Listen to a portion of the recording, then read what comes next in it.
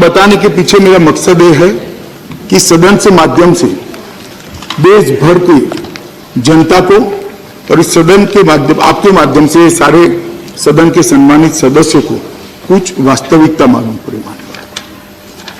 हर लोग, हर political party जो इसका विरोध कर रही है, बिल क्यों लेकर आए हो, बिल क्यों लेकर आए हो, बिल क्यों लेकर आए हो, मैं उनको कुछ चीजें ये 2 दिन की जो प्रक्रिया हुई उसमें समझाना चाहता हूँ।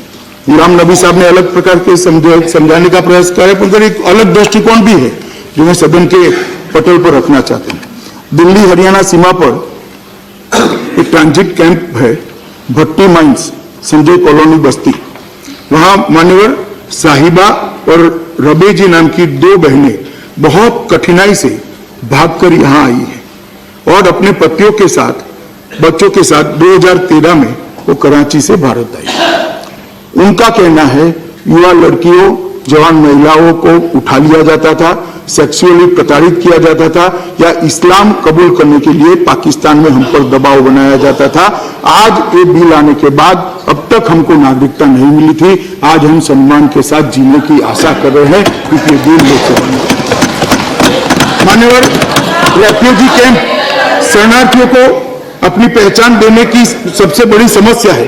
भट्टी माइंस में ही गारमेंट का काम करने वाली एक लड़की किरण रोते रोते टीवी के सामने बोली, हम नहीं बता सकते कि हम रेफ्यूजी हैं, हम नहीं बता सकते कि हम वहां से आए हैं, जो पूछते थे कितने हैं, क्यों आंकड़ा नहीं आता, इनको मैं कह रहा हूं क्योंकि यहां हमें पाकिस्तानी मानते हैं, इसलिए हम हमारी आइडेंटिटी छुपाते हैं।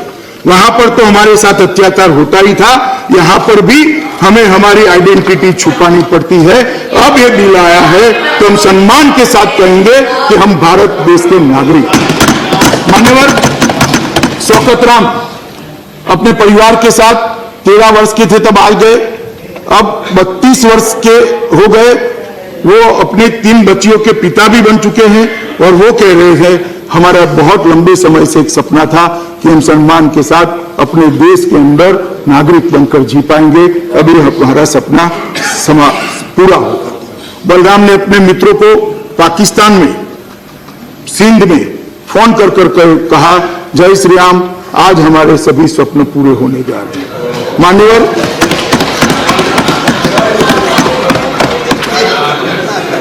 44 वर्षीय एक और हिंदू महिला जमुना, उसने कहा बच्चों को वहां इस्लामी शिक्षा दी जाती है, हमने पाकिस्तान में कुत्ते से भी बदतर जीवन जिया है, हम ये नया आरंभ करने के लिए श्री नरेंद्र मोदी जी का धन्यवाद करते हैं। मान्यवर उसमें से ही एक महिला ने बताया, दलितों का कैंप है, विभाजन के दौरान पाकिस्तान के दलितों को भारत छोड़ने की अनुमति नहीं दी गई।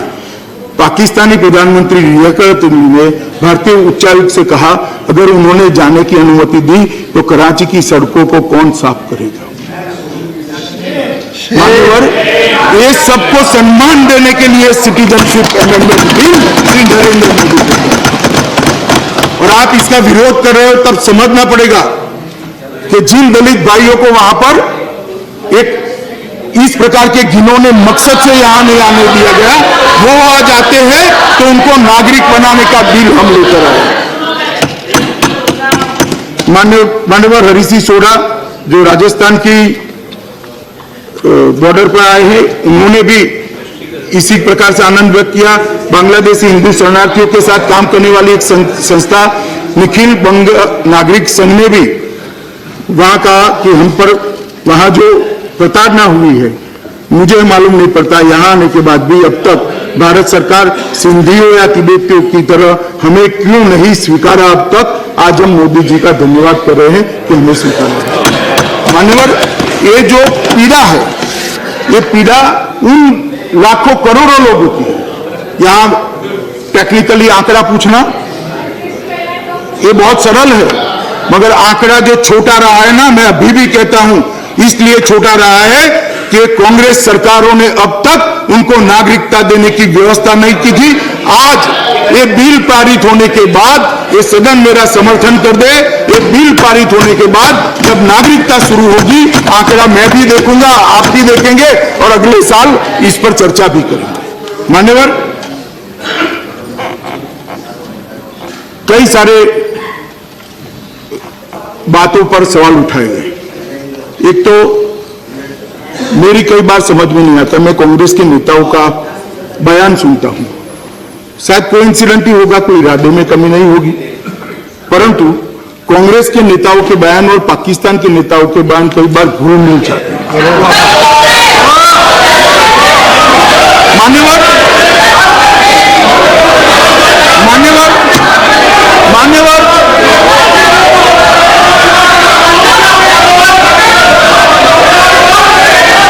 मान्यवर कल ही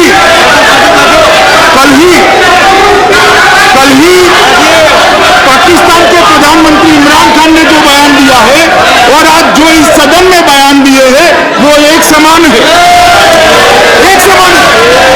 एयर स्ट्राइक के लिए जो बयान दिए गए, एयर स्ट्राइक के लिए वो और कांग्रेस के नेताओं के बयान एक समान है।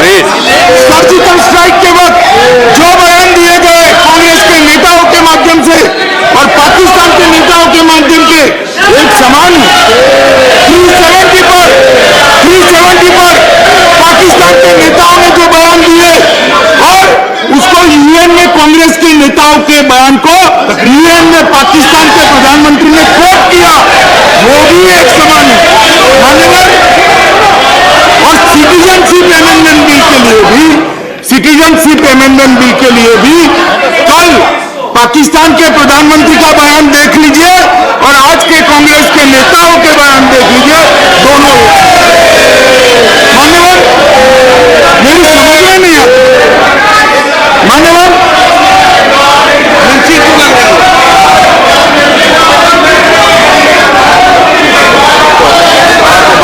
मान्यवर मैं अरे भाई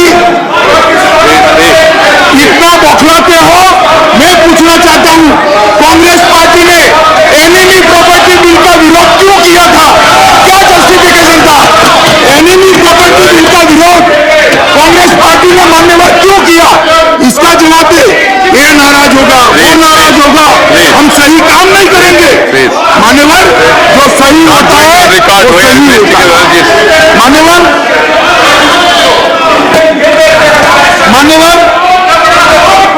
मैं इतना ही कहना चाहता हूं कि इस सदन के अंदर और लोकसभा के अंदर मान्यवर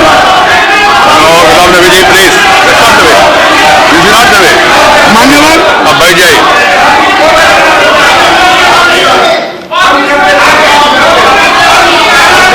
After the minister completes his reply, you can ask clarification if any, but not, you can't make commentary in between. Please. मान्यवर, मैं अब आपको ये तीनों देशों के अंदर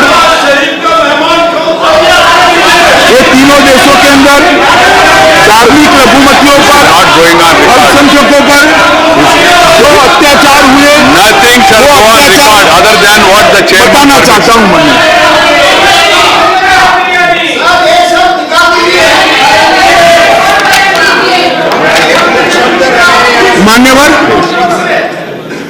मान्यवर, अब मैं पाकिस्तान, अफगानिस्तान और बांग्लादेश के अंदर ये जो माइनॉरिटी है वहां की, उस पर जो अत्याचार हुए उसको मैं बताना चाहता हूं मान्यवर।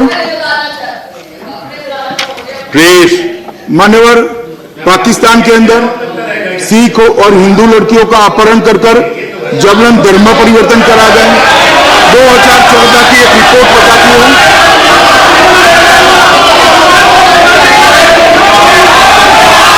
पाकिस्तान बोलूं इसमें उनको गुस्सा क्यों आता है, मेरी समझ में नहीं आता।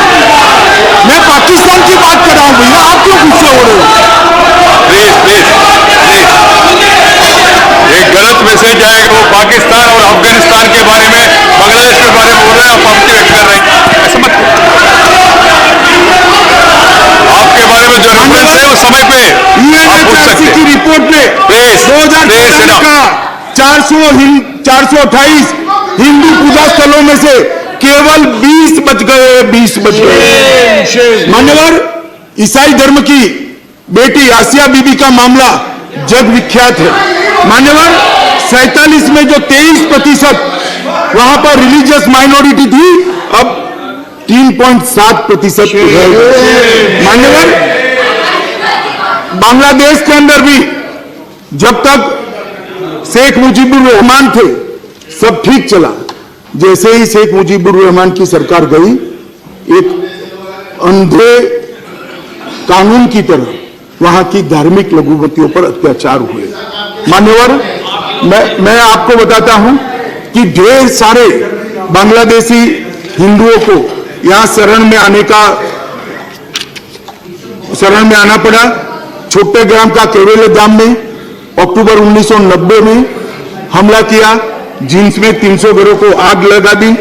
एक बार 200 हिंदू महिलाओं के साथ सामूहिक जघन्य अपराध किया और उस दिन 2 अक्टूबर के दिन करा। मान्यवर, अभी की सरकार वहां के धार्मिक लघुमतियों की चिंता कर रही है, इसके लिए प्रबंध भी कर रही है। मगर एक लंबा कालखंड गया जिसके तहत धार्मिक प्रताड़ना के मारे ये लोग अपने देश में आए हैं। इनको शरणार्थी को नागरिकता देने के लिए ये बिल है। मान्यवर, 1992 में के पूर्व अफगानिस्तान में 2 लाख सिख और हिंदू थे। अब 2018 में यूएन के एक रिपोर्ट के अनुमान से केवल 500 सिख और हिंदू परिवार बचे। 2 लाख में से सिर्फ 500। मान्यवर, हमें मालूम है कि बमियान के अंदर भगवान बुद्ध की बड़ी प्रतिमा थी, तोपें चलाई गई, उसको उड़ाया गया, सारे बुद्ध स्तूपों को तोड़ दिया गया, वहां से सारे भगत भागकर भारत आए। इनकी रक्षा के लिए पूजा स्थल पर जाने की वहां मान्यवर मनाही है, मुस्लिमों की आलोचना करने की मनाही है। अल्पसंख्यकों ने अपने घर पर निशानी के तौर पर अपमानित तरीके से एक पीला कपड़ा टांगना पड़ता है। हिंदू और सिख महिलाओं ने अपना कपड़े का कलर कोई भी हो, उस पर पीला टीका लगाकर एक कपड़ा टांगना पड़ता है जिससे वो चिन्हित हो।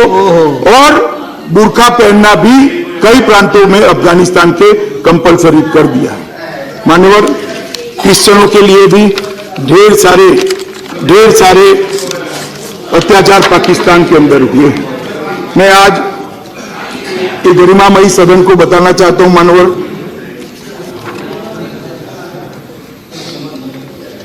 पाकिस्तान में ईसाइयों के साथ बहुत बुरा सलूक हो रहा है। उन्हें अछूत समुदाय माना जाता है। उनकी जीवन की दशा दयनीय है। बेहद गरीबी की स्थिति में मलिन बस्ती में रहने के लिए उनको मजबूर किया गया है। एक केरल के पादरी को वहां उठाकर ले गए थे। हमारे प्रधानमंत्री नरेंद्र मोदी जी ने इंटरवीन करके उनको छुड़ाने का काम किया। जुलाई 2010 में कराची के बगल में मुराद मेमन गोट में 150 क्रिश्चियन लोगों की बस्ती पर हमला किया और 34 से ज्यादा मौत के घाट उतार दिए गए। चर्च को तोड़ दिया गया।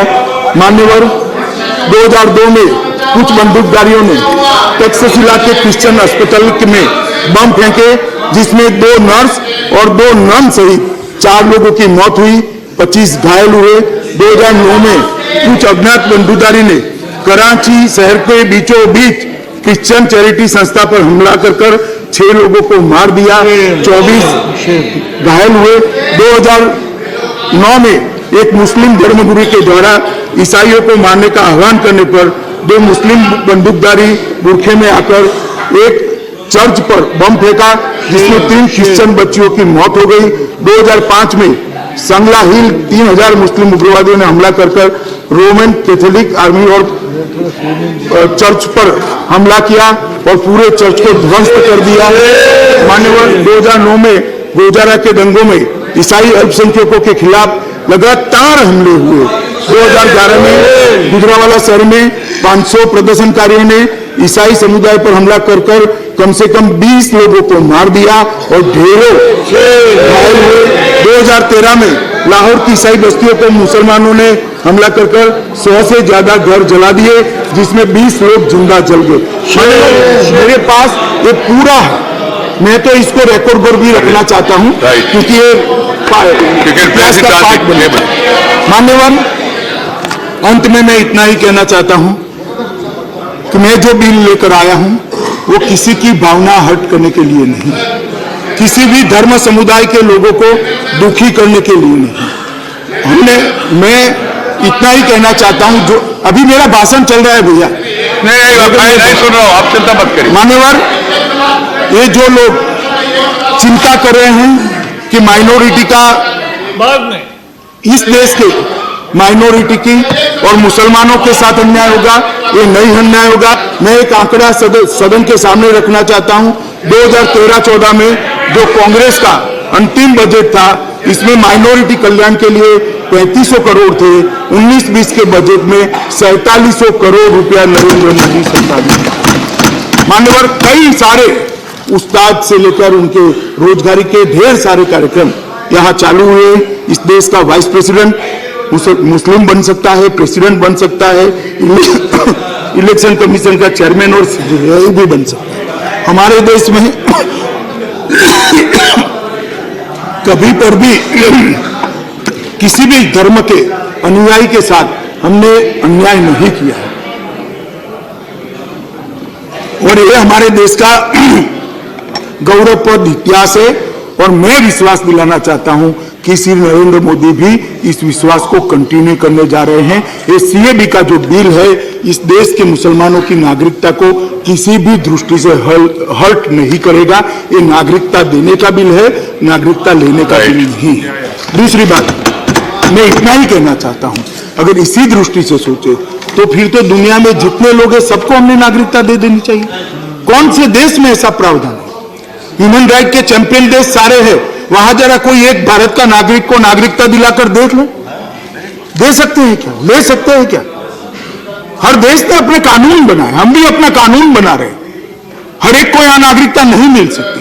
एक स्पेशल क्लास के लिए एक एक्ट लेकर आए हैं। मेरा आप सभी से निवेदन है कि ये करोड़ों लोगों के जीवन को एक नया सवेरा देने के लिए नरेंद्र मोदी जी जो बिल लेकर आए हैं, इसको आप लोग स्वीकार करें। ऐसी विनम्रता से प्रार्थना कर मैं मेरी बात को समाप्त। Right. I have a, please.